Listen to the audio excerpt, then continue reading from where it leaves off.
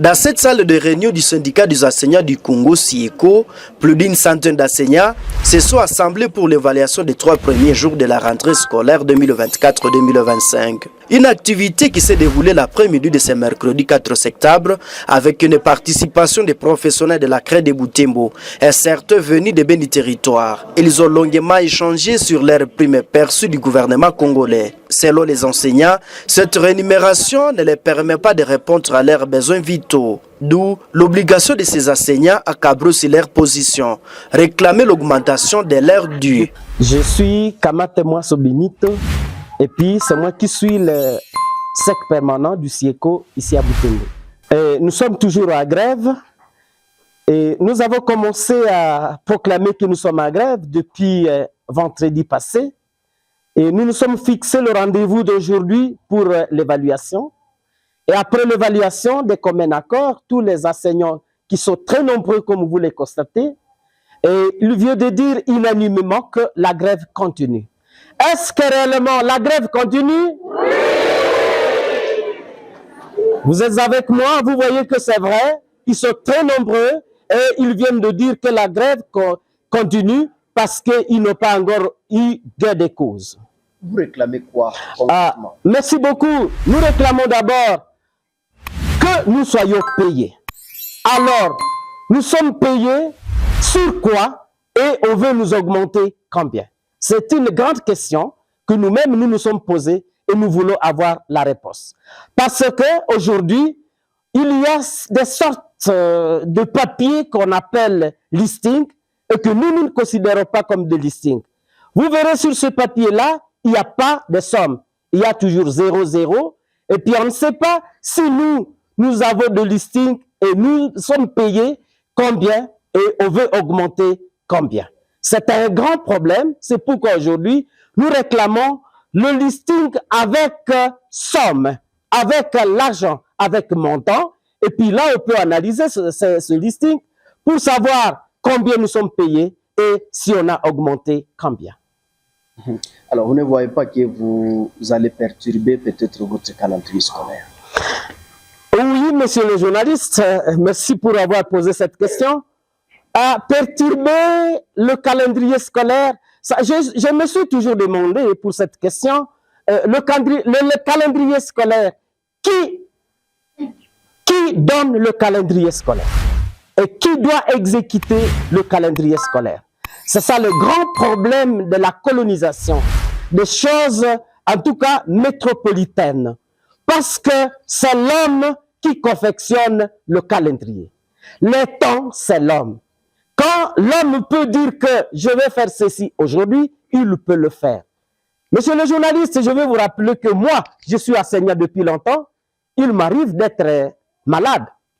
Si je suis malade, par exemple, pendant une semaine, est-ce qu'on a déjà parlé de calendrier? Non. Eh bien, l'enseignant, on l'appelle professionnel de la CRE. Il connaît très bien ce qu'il fait. Quand je suis malade, je sais comment je vais rattraper le temps. Imaginez, il y a eu confinement. Est-ce qu'on a parlé de calendrier? On a confiné les gens pendant 3 mois et je ne sais pas si c'était combien, 6 mois par exemple. Et puis les enseignants, moi je me dis, si l'enseignant peut gréver aujourd'hui, il a d'abord droit de gréver. Et alors, si on connaît réellement qu'il peut gréver, on peut voir comment on peut réaménager le calendrier. Et si on aménage le calendrier, on n'aura rien perdu. Alors, comment évaluez-vous les 3 jours de la grève? Les 3 jours que nous évaluons aujourd'hui, nous disons merci beaucoup aux enseignants. Qu'est-ce que vous pouvez dire de ces 2 jours que nous évaluons? Très bien. Quand je suis passé par les écoles, le lundi, j'ai évalué la réussite à 60%.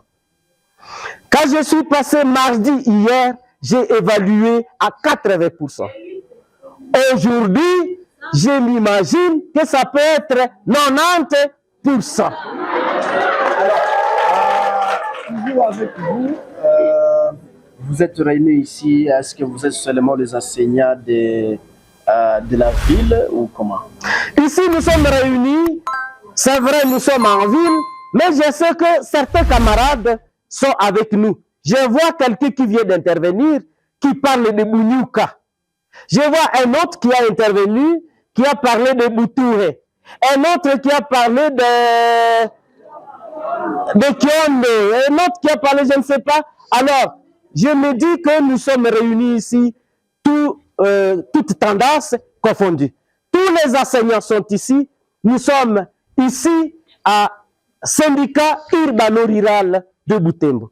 Donc, le village qui nous entoure, nous sommes avec eux ici. Les écoles qui nous entourent, nous sommes avec elles ici.